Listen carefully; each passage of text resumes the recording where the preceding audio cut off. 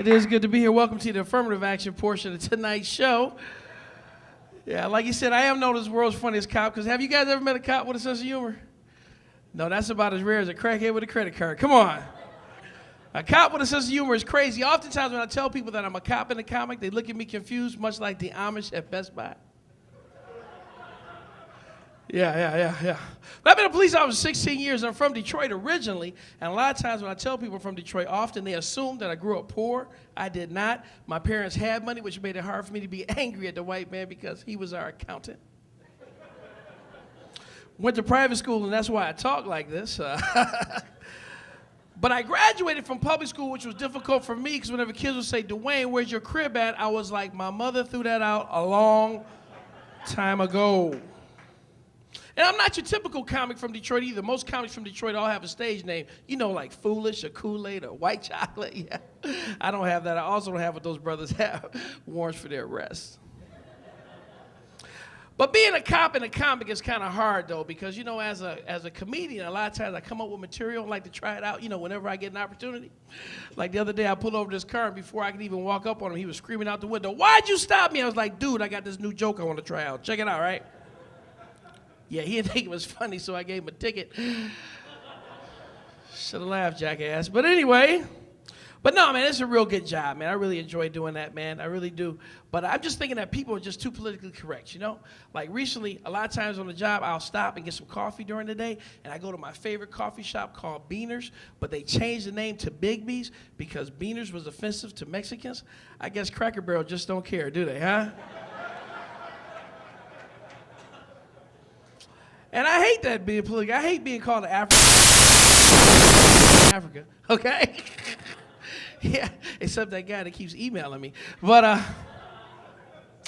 we're all Americans, man. It's all good, man. It's all good. But I like to play practical jokes on my day job, you know, because a lot of times when I'm doing comedy in clubs, I usually don't get home till late at night because, you know, you get off work, you're doing shows, and you got to drive home doing 90 miles an hour because I can.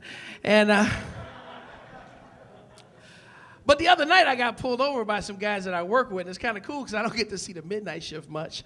And as soon as they get me out of the car, I'm laughing with them on the side of the road until some citizen drives by, and that's when I want to play practical jokes. I'm like, quick, act like you beat me up. Just so I can see that citizen say, look, they got another one, honey. They got another one. Yeah, man, yeah. I'm glad, though, 2009 has turned out to be a pretty good year. Actually, 2008, I call that the year of the African baby. And the reason why, because we got these stupid celebrities who are adopting these kids from all over the world when we got kids right here that need to be adopted. Don't we, folks, huh? Right here. I got 3 idiots at home. You can have them right now. They stupid. They are stupid as hell, I'm telling you. You know, because kids are soft nowadays, are they not, folks? Kids are soft. They're not like when we grew up. Kids nowadays need a helmet to ride a bike. We used to make fun of the freak in the helmet, didn't we, huh? Kids nowadays need safety belts and car seats. We didn't have all that when we grew up, did we? No. Your mother was your safety device. Hold on. Boom, hit your head against that windshield. You won't do that again. And we didn't have time out, did we, folks? No, we had time to get knocked the heck out, didn't we, huh? And we need to go back to those days, because that's why we got these stupid celebrities like your Lindsay Hohans and your Angelina Holies out there. You know what I'm talking about, man. I feel bad, too, man. Paris Hilton got arrested last year, man. She didn't deserve to get arrested. All she needed was a good spanking from me. But nobody asked me. I'm excited, too, about the outcome of the 2008 election. Everybody happy about that? Few folk?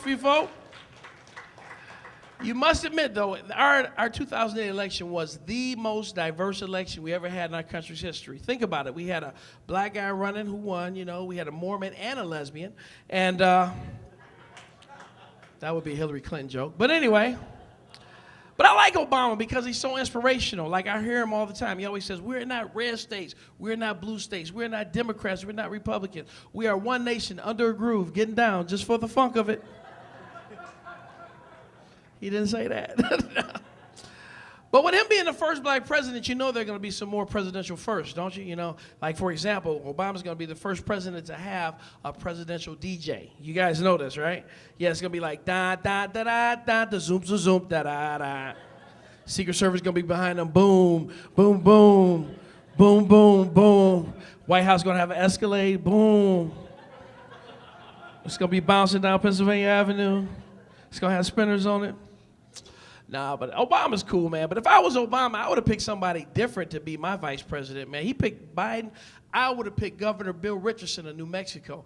And I'm gonna tell you why. First of all, he's got a wealth of experience. He's a first Latino governor of a major state. He was ambassador to the UN, and he was Secretary of Energy. He would be insurance against Obama ever getting assassinated because, hey, nobody wants a Mexican to be president.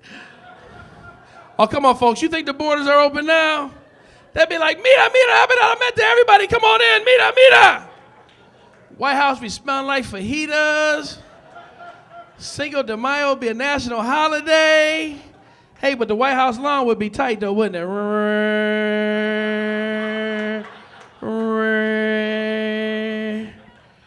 That was so wrong. Hey, that was wrong, though. Hopefully I didn't offend any Mexicans in the house. They're probably not here because they're working. But one other thing I am going to miss about the election, I'm going to miss the commercials, you know? I really love the commercials during the election. Like, for example, Hillary Clinton had a great commercial out called the Red Phone commercial. Like, who is going to answer the phone in the White House at 3 o'clock in the morning? Well, I'm going to tell you right now, if McCain would have got in, you know who would answer the phone? He would, because he's so old, he would have been up already going to the bathroom.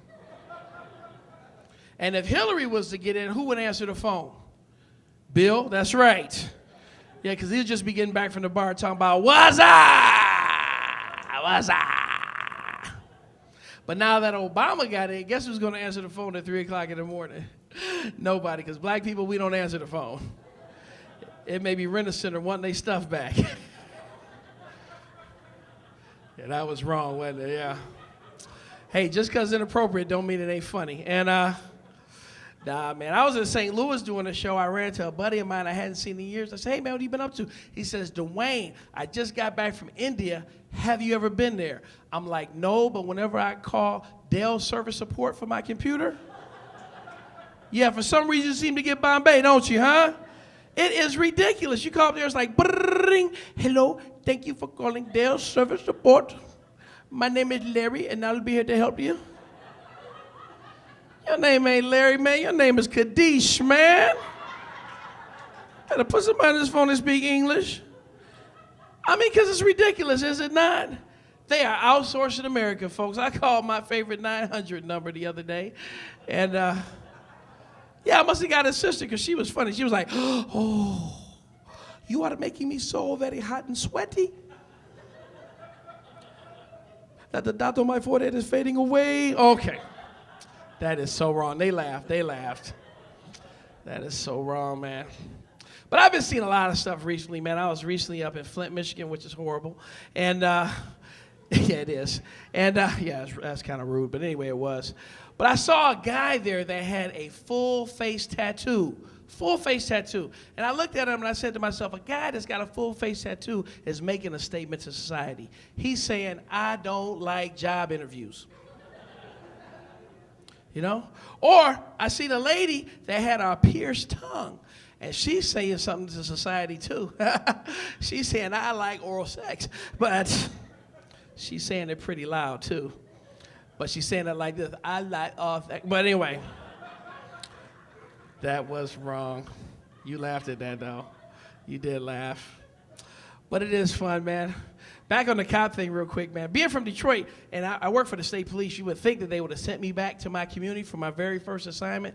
No, they sent me to this very rural community called Ionia, Michigan, man. Yeah, very rural. Yeah, and it was very funny because my very first investigation, you guys are like this, stolen John Deere tractor. You think that's funny? You should have seen a farmer and I asked him, what color is it?